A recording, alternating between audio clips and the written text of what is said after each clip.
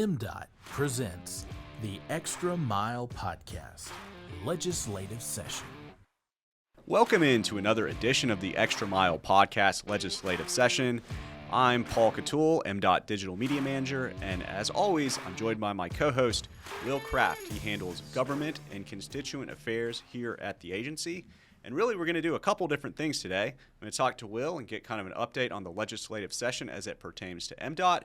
And we've also got Chief Engineer and Deputy Executive Director of MDOT, Brian Ratliff. He is here to talk a little I-20 closure, a little SEC squared, and we're not talking football here. Maybe some other things. So let's just go ahead and jump into this. Will, we are really tying up the 2022 legislative session. So can you just go through kind of the legislation that's out there that's affecting the agency and give us an update? Absolutely. There's been a lot going on this session. They've had all kinds of different measures and topics throughout the session, everything Medicare, Medicaid. We've got the income tax cut that's come through. They had medicinal cannabis coming through, the largest teacher pay raise in the state's history. So there's been all kind of, great big projects going on. The feds, as you guys are aware, passed the big IIJA infrastructure bill, so there's new funding tied to that. Certainly played an impact on this session, things like match money and how can we make all of those dollars go the furthest and how to best serve the state, utilizing those state funds and the federal funds. So there's been all kind of things related to the appropriations cycle. You've got ARPA money that's come through that everybody's getting a little piece of. They're still working out the details. Interestingly enough, as Paul, you just mentioned, we're wrapping up here, getting to the end of the session, but it's been kind of crazy the last couple of weeks. Even this last week, there were some deadlines that came up that were not quite met, and so the legislature had to kind of think out of the box a little bit and extend the session for about a week. So Sine Die is actually 7 days away this time. We're getting there, but we got a little extra week tied on the end there. So the folks over there are working on the Appropriations Bill right now. We're hearing good things. Obviously, that's one thing I wanted to mention too. So we're recording this on Friday, Sunday night, this coming Sunday, 2 days from now. The Legislative Budget Office staff is set to have all the appropriations bills ready, and the conferees are going to come up here on Sunday night at 5 o'clock to get those signed. So hopefully Monday we'll be able to see everything in our appropriations bill, and it'll be flush with cash and all ready to go for us. I know, obviously, Brad White, our director, has been working real hard and very closely with all the legislatures over there. But I got to give a shout-out to my counterpart upstairs as well, Parks McNabb. He does a lot of work, maybe even more than me, relating to the legislative process. He's been a big help. And then certainly all the guys here, guys and girls here in the public affairs staff, taking care of the podcast and trying to keep it straight each week. But two things I wanted to mention for sure is some of the things that maybe did not quite make it through the session. One of those we had talked about a couple weeks ago, I guess maybe a couple months ago. Now time flies. It really does. The litter, there were some monies that they were trying to get extra money to us to do some litter cleanup, pickup. That did not make it through, but have no fear. The effort will still be there to try and keep the roadways cleaned up in any way that you guys can encourage a friend or family member to keep the litter in the car, find the trash can. We appreciate that for sure. We spend a lot of time each session. This is something Judy Martin and others would lose sleep over at night. I'm sure they don't even want to hear this, but we spend a lot of time each session working through our federal regulations on DUIs and CDLs. We've got a lot of minimum requirements that the feds impose that we've got to keep in check, keep in compliance with. That's the word we hear all the time, compliance and non-compliance. If we don't have these certain things in measure here in law, we can get out of compliance with the feds, and it can cost us a pretty penny. One it's a perennial issue here is the open container law. We lose a little bit of money on that, but there's just certain rules in place when you have that CDL that the feds keep us beholden to. And every year there seems to be some effort to make some changes along those, and it ends up taking a lot of time. But successfully, I think this year, so far so good. Obviously, we've still got 7 days left, but we think everything is good to go. So we're going to come out of this year fully compliant, which is a great thing. I don't think in my time here that we have had that, actually. we seem to always have one or two issues that we have to work on the follow-up session to get our compliance stuff in order. What else, Paul? What am I missing? Well, let's see. That's a lot of great information there. We got something big we want to talk about, ERBRF. That's the Emergency Road and Bridge Repair Fund. It's been a great thing for roads and bridges in Mississippi. So let's talk about the next iteration of that, kind of what's coming next. That's right. I know I've been getting hit up by folks already. Brian, I'm sure you have too, folks asking when can we start applying for those funds and when can we start getting a piece of that pie. Hopefully soon. We are, obviously that conversation is going on right now. We've heard numbers everywhere from $50 million up to $350 million.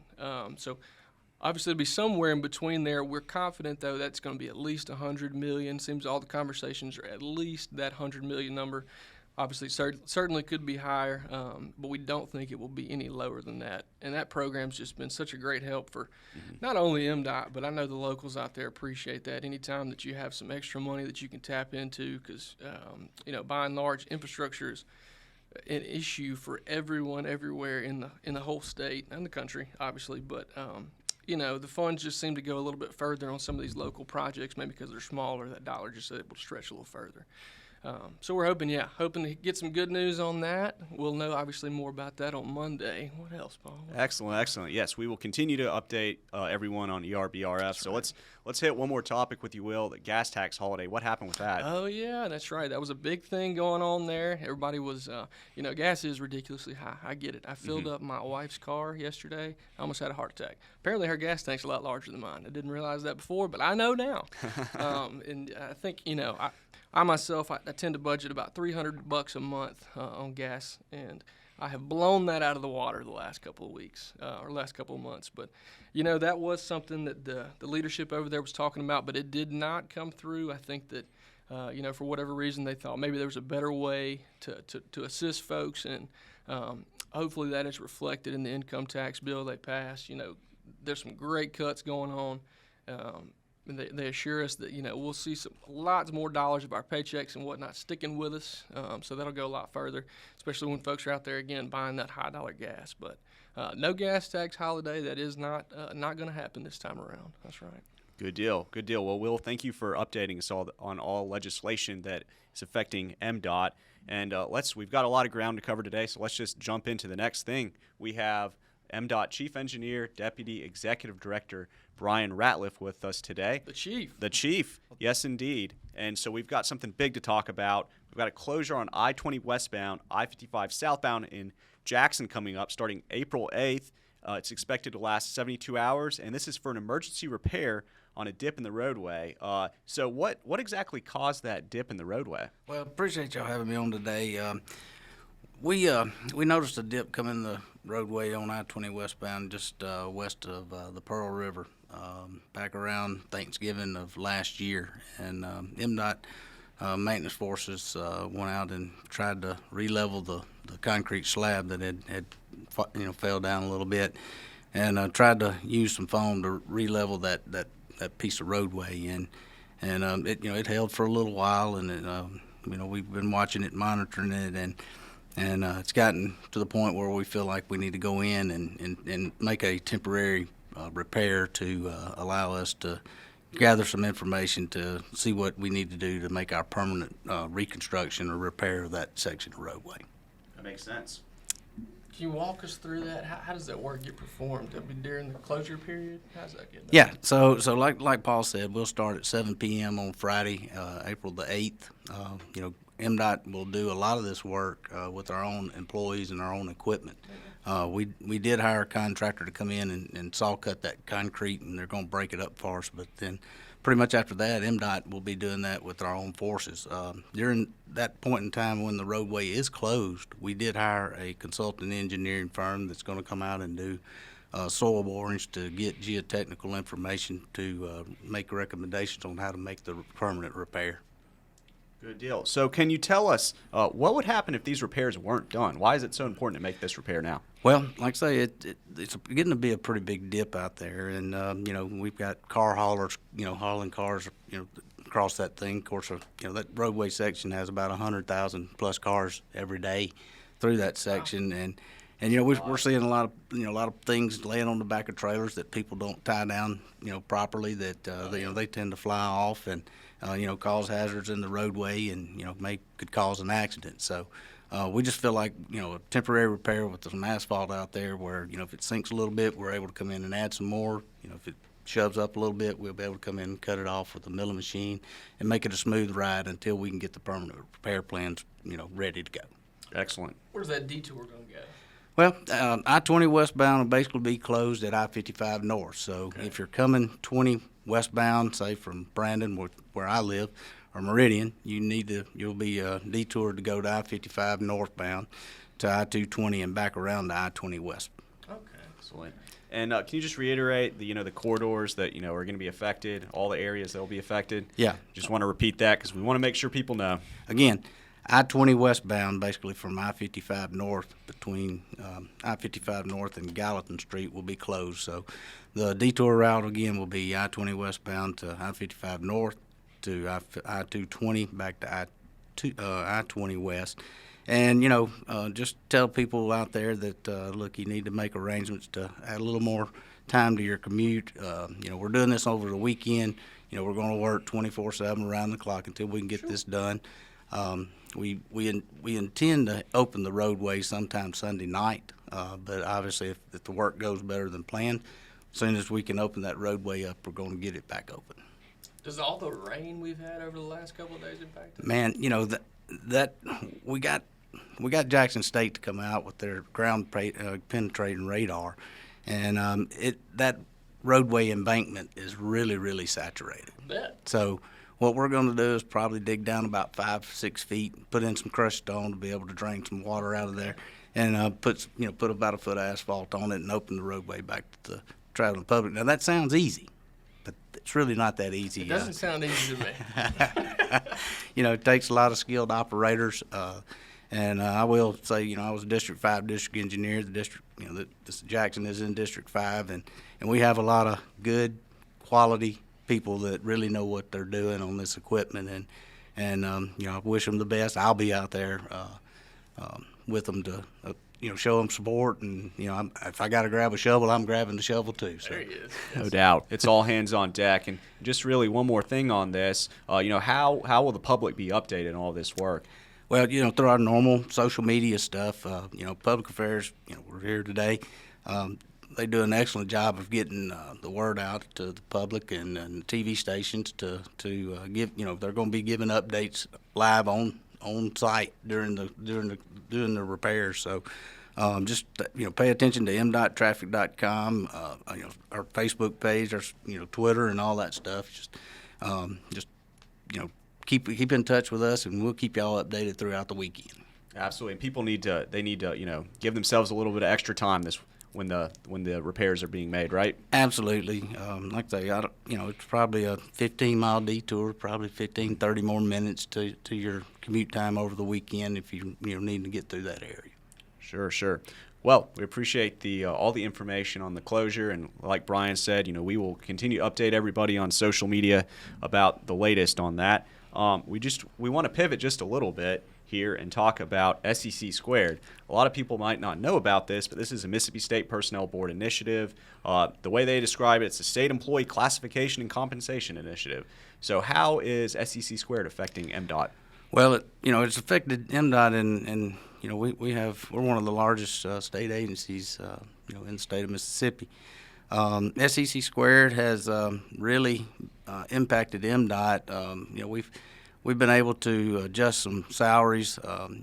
Is it a perfect system?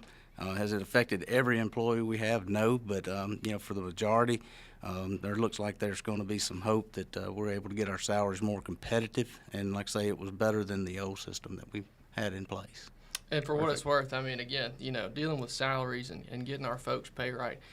All the issues that we've worked on and looked at legislatively, I didn't even mention this, but getting those numbers and those salaries, things we're talking about with SEC Squared, that has been absolutely the number one priority of the director, and making sure to get that right, because it's obviously when you're facing the issues we are with salaries and staff, you got to get it corrected. And he's obviously been what we think very successful in communicating that message. Very, very successful, and having the relationships across the street with the legislature has really helped, and he has been very not demanding, but he has been very supportive of telling me that is my number one priority, is to make sure that we get these salaries and where they need to be, because he is right. I mean, if you don't have anybody to patch potholes with, I mean, they're not going to get patched, and you don't have anybody to run the tractor, bush hog, they're not going to be able to cut the grass, and if you don't pay them, they're not going to stay. So he's been very, very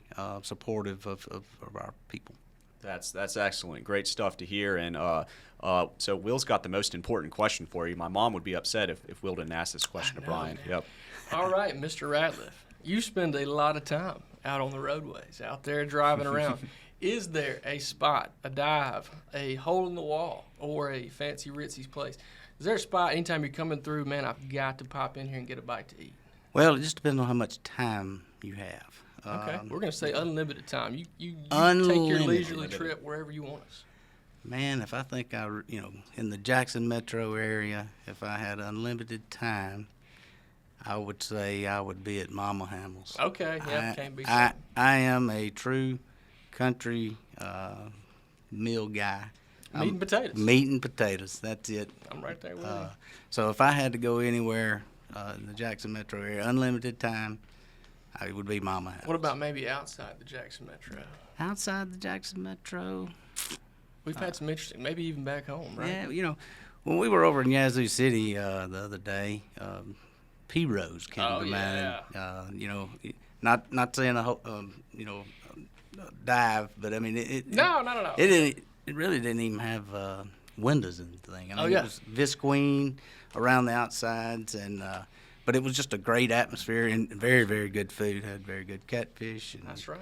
I didn't get any crawfish. I was about to say, that's crawfish place. Yeah, they roll those things up, get the breeze going through there without the windows. Absolutely. Very familiar. My wife's from Yazoo City. We've spent a lot of time there at P-Rose.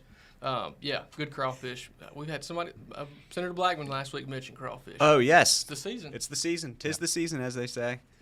Well, Brian, we really appreciate all the information. We covered a lot of ground today. And before we get out of here, we do have a big announcement. The MDOT podcast, The Extra Mile, has won Best Podcast, or is among the best podcasts in the country.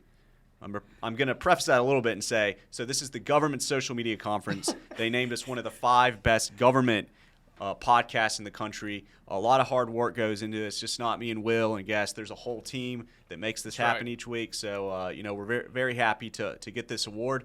And it couldn't happen without the listeners out there. So we appreciate everyone tuning in.